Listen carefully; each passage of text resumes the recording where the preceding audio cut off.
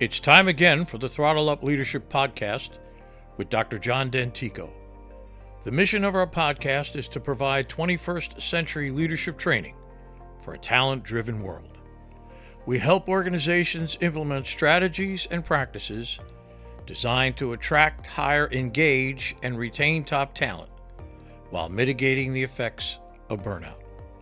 Our guests are experts in various fields of organizational dynamics, including, but not limited to, leadership, management, communication, and coaching.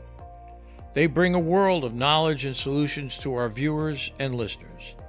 I am sincerely grateful for their participation and ideas. So let's dive in. And if you enjoy our podcast, please like, share, and subscribe. We genuinely appreciate your support. Hello again and welcome to the Throttle Up Leadership Podcast. I am your host, Dr. John Dentico.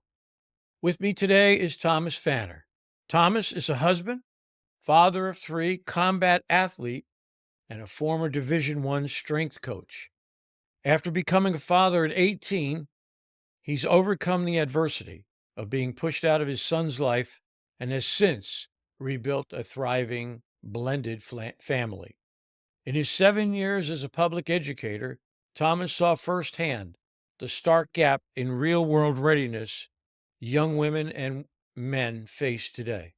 He believes teenagers are an amazing measuring stick for our leadership skill because of the raw and honest feedback they give us. I am very pleased to have him here today. Thomas, how are you? I'm doing fantastic. I'm excited to be Glad here. to hear it. I have a habit of saying, let's just jump right in. So, Thomas, can you differentiate for me and the listeners the difference between parenting and leadership? Yes. So parenting happens a lot when our kids are very young, and that is direct commands. Go to the bathroom, put on your clothes, scrub your teeth. You're telling somebody something very specific that you need them to do. Leading is more about asking a question. It's more about setting the example. And as our kids grow, we start doing less and less parenting and more. I use my clients use more and more leadership tactics to be able to help guide them to be the main character in their own story instead of a role character in someone else's. Okay. So tell me some of the tactics. It's an interesting word to use. What kind of tactics are we talking about here? It could be a bit more complete in that. Sure. So for my teenage son, he loves martial arts and he loves to be in control. And so what doesn't work for him is to say, "Hey, Charles, you need to do your homework now." I've got to find ways that are less direct to help guide him to put him in a position to be successful, whether it's in school or anything else, where he's feeling like he's the one that's calling the shot. But in the past, I may have said, "Hey, we got to sign you up for something. We got to sign you up for soccer. We got to sign you up for basketball." And now what I'll do with him is I'll actually go train martial arts alongside him. I'll do workouts with him. So when I talk about leadership tactics as a dad, as your kids are looking to you as someone who is fit, who is not just physically fit, but mentally fit, spiritually fit, financially fit. And whether you're guiding teenagers or you're guiding a team, everyone's looking to you as the leader to see the actions that you're taking. So when we can find ways to come alongside our team and interact with them is so that they can see how we operate as opposed to being told how to operate, it takes a lot of the pressure off and it allows for them to organically, I guess the word that I'm looking for is, as opposed to feeling like they have to take the action because you've told them, they're taking the action because they respect you and they want to support the mission of the team. Yes. Yeah, I think it also probably underscores this idea that we're in this together. It's not you standing outside of where I'm standing right now or vice versa. So I think that's Yes. very important. That's a very important lesson to learn. We're all Yes. going down this road together. I wanted to ask you this question. This is an interesting one. We live in a society today and where the statistics in 2022 told us that 29% of all US households were one person households, where Mm, 80% of those households were maintained by a mother. In your opinion, what does this portend for the future of where fathers perhaps share custody mhm. or are even absent from the children's lives?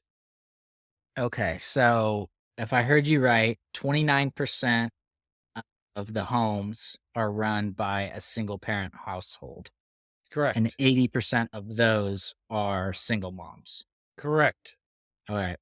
So there's definitely an increase in what, and your final question is what it means for the future of the young people. Correct. Okay.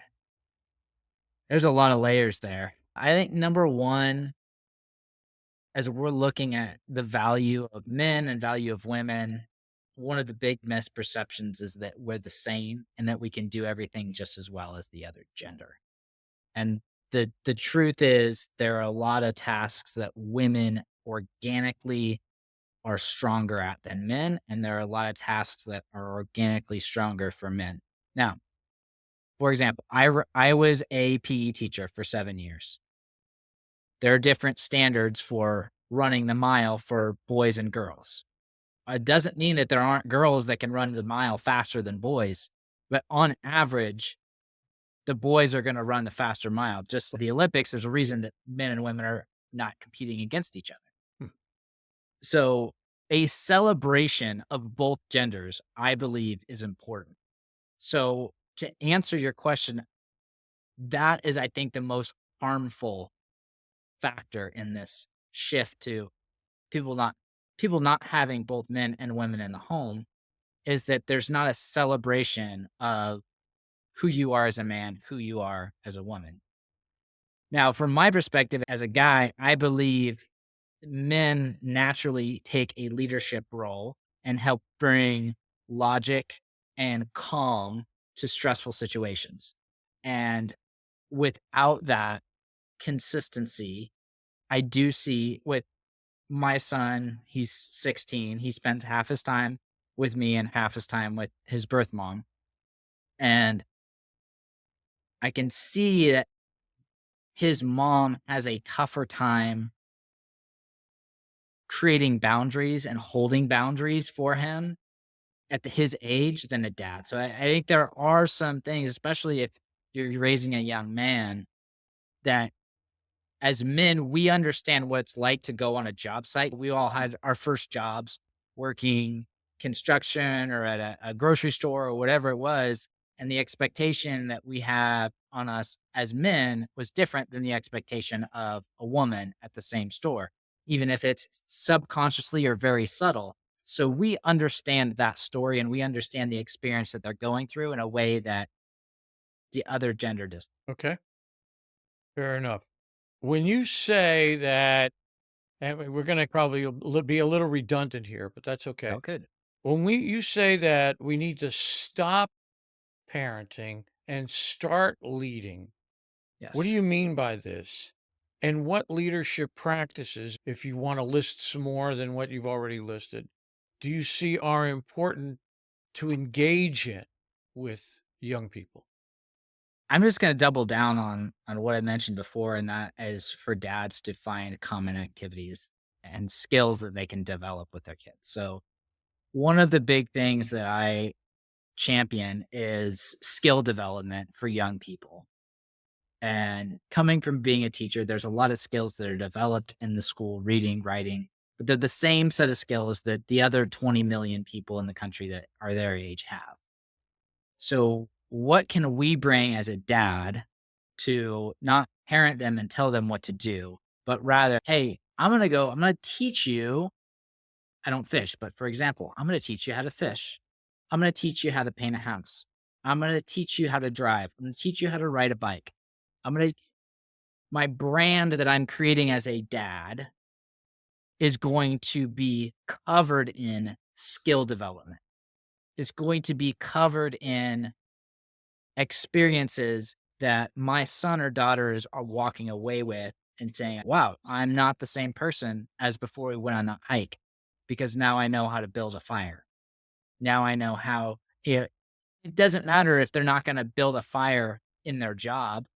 What matters is they didn't know how to do something and now they do. That process, that momentum, that faith and conviction in themselves to be able to run into problems and know that there is a path to develop a skill to overcome it. That's one thing. So the skill development within the activities. The other is getting out and enjoying adventures, whatever that is for you. Surfing, something that you enjoy with your kids, even when they're a teenager, that you can go out and be side by side with them. Because it's very hard.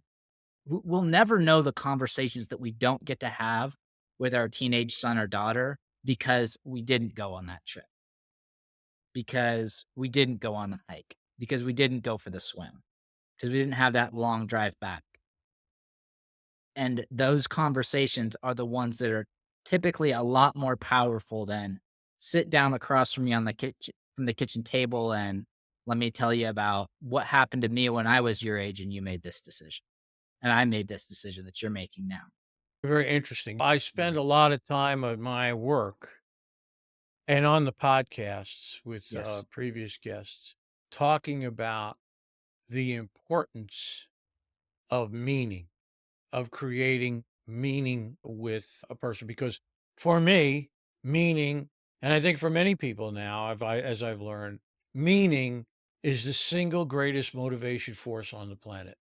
People are looking for a sense of meaning from their lives and the things that they do so they can exercise a level of control and autonomy.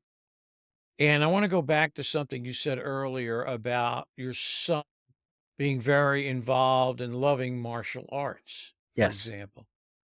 So it seems to me, if I use that as an example, you engaging with him at that level, the fact that martial arts gives him a sense of meaning, a sense of purpose, if you will, Yes. to align yourself with that and to be there, maybe even to do a martial arts exercise with him, Yes. seems to me that is aligning yourself with him. And instead of giving orders, Simon says do this, Simon says do that kind of a thing, the Yes. idea that you're aligned with them into something that creates meaning for him, I think makes it easier for him to cross that threshold of saying, yeah, this is a valuable thing and my dad helps me do this. Any Yes. reflection on that?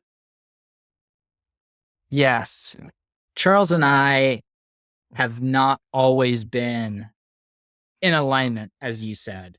There were times when he was in 8th grade, he rebelled against my leadership. He walked out of my life for 8 months, and I was left standing, okay, I've gotta do something new. I've gotta do something different. I had been involved. I had been a coach on his team for a long time. I had been talking to his teachers, but I hadn't come alongside him, as you mentioned. And what I believe that young people are craving more than anything is to be the main character in their own story. And I believe even if you have a team of employees, they don't want to feel like they're a side character. They don't want to feel like they're someone who's just supporting somebody else's big mission. They want to feel like they're the one that's in control of their own destiny and they have the tools to say, and that's where I want to go.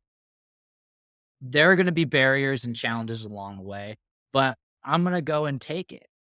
And knowing the power that they have and understanding the potential that they have to do that and how on their journey, right, there are going to be people and jobs that I can attach to that are going to help me go further faster.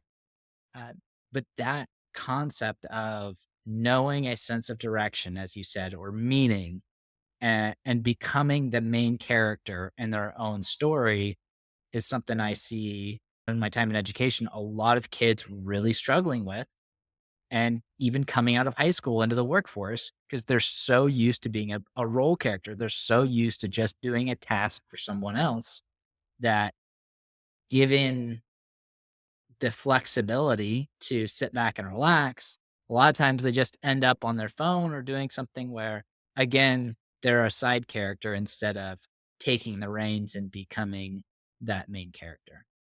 Very interesting you should say that. In my work, in the world of leadership that I've been Yeah. involved in for over 30 years as a trainer, and I dare I say leadership expert, I have walked away from this term follow. Okay. I no longer use the term followers. I use the term collaborators or partners. Okay. I work in Mhm. an organization. The people around me are not, and especially I would dare say in the younger generations, are not looking to follow. They want Right. to be involved. This is involved in the decision making processes of what we're doing here today. They're my collaborators, they're my partners. Okay. So I understand where you're going with this. The other thing that just occurred to me, and I used this metaphor a little while ago in another podcast, Yes. is I think you know, I think when I was growing up, my father was a letter carrier till he went to school for 10 years and came out of World War II, PTSD survivor in World War II. And I think the parents of my parents, my father, sir, wanted to be the Jedi Knight. He wanted to be my Jedi Knight. And I don't know how this sits with you, Yes. but today, I think it's maybe more important for parents, maybe dads, to be Yoda, if you catch my drift. Yes. That, as you said, the child is his own Jedi Knight.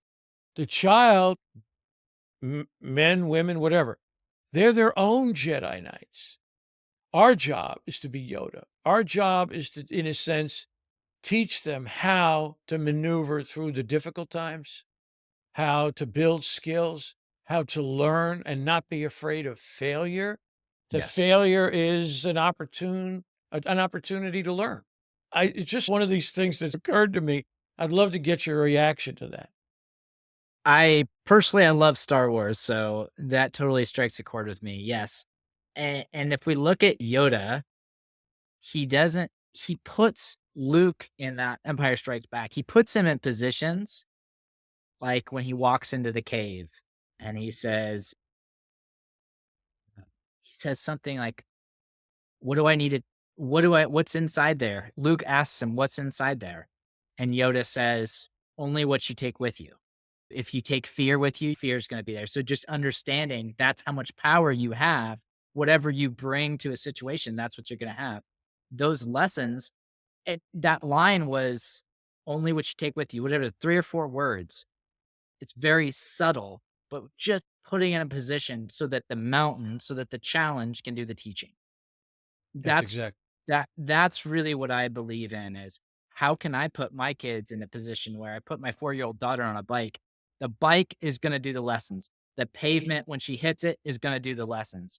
I'm just here to facilitate and put you in a position for you to learn and explore on your own. And derive a sense of meaning, a sense of autonomy from the things that you do. Yes. Because I believe, and I know people may disagree with this, I believe you become what you do. That Mm, you go out and you practice certain things, you get into a life, you do things in life, and you make mistakes. Okay, you come back from that and say, "What did I learn? What did I learn?"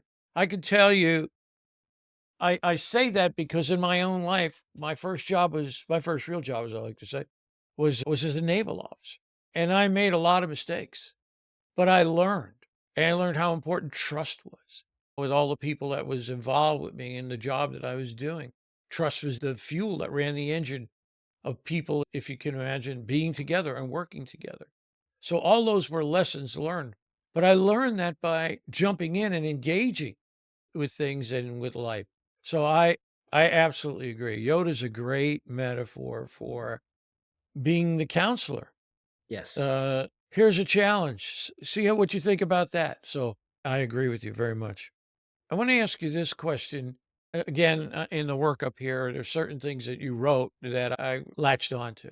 Yes. So let me ask you this: in your opinion, what are the 3 reasons, if you have 3 reasons, Okay. why teenagers rebel? Oh, and I could probably just break it down into to two. I was if it works, I can tell you a story to help for Oh the yeah, great. listeners Go to for it. understand it. As I mentioned, I was a teacher for 7 years, and something I noticed was that when we got close to the end of the class period, I don't know, Dr. John, if you remember what kids tend to do when they get close to the end of the class period, the last 2 or 3 minutes. Yeah, everybody's wrapping up their books, putting their stuff away, and making for the door, getting ready to make for the door. Yes, and when the bell rings, they Gone like a bolt. shot. That's it. Yes. Well, we look at that as a microcosm when there is a built of anytime we're facing restriction, the longer and harder that restriction is in place, the faster and harder that person is going to rebel with tremendous opposition. If you look at movies like Braveheart, there is a restriction of freedom. People will fight and die for freedom when they feel like their freedom is restricted. And that if their dad or their mom or their boss is a source of restriction, they may not say this directly, depending on the kids, but they're thinking it. F this, and F you. I want, and we've all been in that space where we felt restricted and every action has an equal or opposite reaction. So when that pressure comes in, we just want to fight back against it. So that is why teenagers rebel in school. It's why teenagers rebel against their parents. And I've seen it over and over with my clients where they put up restrictions and boundaries. You didn't do your homework, you're grounded. You snuck out of the house, you're double grounded. You don't have a phone anymore. And the box just keeps getting smaller and the kids just keep pushing back. So the art of leadership is finding how can we be an accelerator for the growth of this child, or the growth of this employee, and not a restriction. Very interesting perspective because, and I'm sort of noodling about it here right now because there are certain boundaries that have to Yes. be established. I think you would agree with that. Yes. And boundaries may, to some, seem like a restriction. It may, in fact, be a restriction. So, how do you tell me, how do you balance boundaries and restrictions? Great question. So I look to, as much as possible, expand, coming back to skill development, expand the boundaries of I'm thinking specifically of Charles. Okay. So I want the face of freedom for Charles not to be the boundaries that I set out, but be the boundaries of his own capabilities. So I'll tell you another story. When he was in 5th grade, he was moving to a new middle school from 5th to 6th grade, and it was about 4 miles from our house. He knew how to ride a bike, but he didn't know the traffic signals. He didn't know how to get around town. He didn't know how to safely navigate his bike at 8 in the morning from our house through the bike paths, through the roads to get to school. So I had to invest time with Charles to develop the skill set that would expand his boundaries and independence. So we spent 3 or 4 hours riding back and forth from the house and the school on a few different occasions until he was able to lead the whole way there and back. And I said, okay, Charles, now you have the abilities to get yourself from home to school on your own without me. So the answer is sometimes yes. It's like, hey, and 9 o'clock, I need you to be home because we're going to bed. I need to know where you are. That's a boundary that needs to be set. As kids grow and they perform within a boundary, then it gets expanded. So my son knows as he's going through high school, if he performs at a higher level, his boundaries get expanded. If he doesn't perform, and performance is about skill development, if you show that you have the skills to perform in this area, your boundary and the width that you have expands. I think of it like a sphere. Like right now, Charles's ability, he's learning to drive. So he knows how to drive a car, but he doesn't have enough experience yet to, he has to get 100 hours. So he's still getting the experience to be able to sit for the driver's exam. And then that will be the next level. But it's about his skill development that's limiting him, not me. Or if that makes sense. Yeah, it makes perfect sense. I get it. And that's a really great example of how you can, again, align.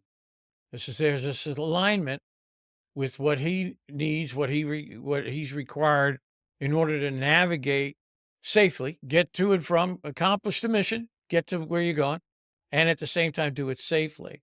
But doing it in a way that says, "Here, let me go with you, and Yes. let's work this together," I think is a wonderful example of how you can set a boundary and at the same time encourage them to take greater levels of responsibility. So I think that's really good. I can't not ask this question Cool. because it's something I run into a lot with discussions of with different people talking about coaching and talent and different things like that. And my own just witnessing things as I go around, go shopping in stores or different things like that. So I want to preface that before I ask you this question. Good. I hear time and again about the impact of social media Mhm. on the formation of children's attitudes and mindsets. What can parents do, in your opinion, to influence the use of social media on children? To influence the use, and I guess the word would be direct or lead. The first thing you can do is set standards for your own home and standards for yourself. These things are addictive. Social media is addictive. So, number one, am I in control of my own social media rates? What boundaries am I setting up for myself? For me personally, I have an app that if I go to Facebook or YouTube, it has a 5 or 10 second delay before I can access it. So that I be like, is this really what I need right now? Or can it wait? It helps slow that down. So, number one, establish your own habits. Then we need to have a bigger idea than just this is just the distraction. But what is it, as you mentioned, the meaning? What is the purpose? If you're a main character in a story, if you're the Jedi Knight, you know what your mission is. So when my son, we don't have too many issues with the phone. Sometimes he does get distracted and it maybe affects his sleep. But overall, if his mission is it's wrestling season and he wants to perform better in wrestling, if he's on social media too much and it's distracting him, he's going to have to be able to ultimately see this isn't serving me. And that can be really hard as a dad. And depending on the age, like my 4-year-old, she's going to have a phone probably not until like she's 8th grade, something like this. So you've got to set up those boundaries, but they've also have to, number one, you need to have a good standard for yourself and your family. Number two, they need to have a mission because if they have a strong mission and purpose, then they can see that this is slowing me down from getting where I want to go. It's not that I'm restricting your phone because I'm blocking you with your friends. That's the biggest thing that I would say that I've seen with my own experience and experience with clients with the phone is the restriction from the be able to access their friends. So get clear if somebody's listening to this, like I'm trying to navigate social media with my kids, get clear on what they're getting from the social media access. Is it that they want to be entertained Or is it that they want to be able to connect with their friends? Because you and I, when we connect with our friends, we meet them down at the park or call them on the phone. And now everybody's on Snapchat or whatever it is, right? So getting clear on what it is they're getting from it can help you navigate. Okay, if you didn't have that, could you call and have a conversation with them? Could you text them? Those things can be, and there are apps too that you can use that can limit the amount of screen time. Believe there was one called Family Link that that we've used before, and that can basically limit like the amount of time kids spend on different. You hit the magic word as far as I'm concerned. And I'm glad this conversation took us to that place. Yes. And the word is purpose. I can't tell you how many times I'm talking to business coaches, leaders, and organizations, CEOs that say how important having a sense of purpose is, not only for the organization as a whole, i.e., mission statement, if you will, statement of purpose, Yes. but for each individual to have a sense of purpose. And I have to say, and I have not been a parent, I'll tell you that. I have not been a parent. But standing on the outside looking in, I'd say one of the greatest gifts that a parent can give to a child is helping them find a sense of purpose about who they are and what they want to do in life, whatever that is. My uncle Gus, I joined the Navy. The Navy, becoming a naval officer was a dream to me. Yes. And my father was in the Navy, World War II. But it was my uncle Gus spending time with me, playing kid naval games together. It somehow, I found that peace. He helped me see that peace. This is the path I want to go down. And he didn't do it overtly. In other words, it just happened Right. because we just pal around all the time. People used to think he was my father. We spent so much time together, and he would take me here and take me there and go to baseball games. When I was a kid, we'd go to Yankee Stadium, Wow. sit on the first base side. I actually watched Mickey Mantle play, Wow. and it was because of him, and led me there without leading me there, if that makes sense. Yes. So I absolutely agree. I think that helping a child, a young person, whomever, find a sense of purpose in their life, digging deep to say, what is it that you really, what puts fizz in your soda, man? What makes it happen Yes. for you is such a valuable gift you can give to the children. Yes. We're getting close to the end, so I want to ask you now I call it my world famous last question because Yes. of the people that in fact, I'm interviewing someone tomorrow from India, as a matter Wow. of fact. I'd like to ask you this. If you had a magic wand and you could change one thing in the world in which you live and the things that you see, what would it be and why did you choose that? If I could have a magic wand, yeah, based not just on the conversation that we've had, but you could see this through into my heart is I want people to know where they're going. I want people to know there's always going to be challenges. I see far too many people just taking a ticket and watching the game instead of finding the game that they want to be in. So I would love to see a world where everyone is on purpose and everyone is pursuing what's in their heart. And that's a skill development, but being able to listen to yourself, listen to what God's called you to do, and take little steps every day to become that person, to pursue it, would make for a very powerful and a very interesting world for us to live in. I think you're right. I think you have to get to that inner voice somehow. You got to peel that onion back and listen. And it may require you to shut off all the social media and Yes. just sit quietly and think about it. Let it come to you, as I always say. Yes. It will come to you. You'll start to examine, what is it that I like? What is it that I get a great joy from? And if you just keep pulling on that string, peeling back that onion, I'm sure you will find it. Listen, Thomas, thank you so very much for being a guest here today on the Throttle Up Leadership Podcast. I truly appreciate your good words, your insight, because The children of today become the parents of tomorrow and the Yes. leaders of tomorrow. So we really got to do a good job, a great job in taking care of them. So thank you so very much for your time. I wish you all the continued success in the future. Have a wonderful day. Thank you. Thank you.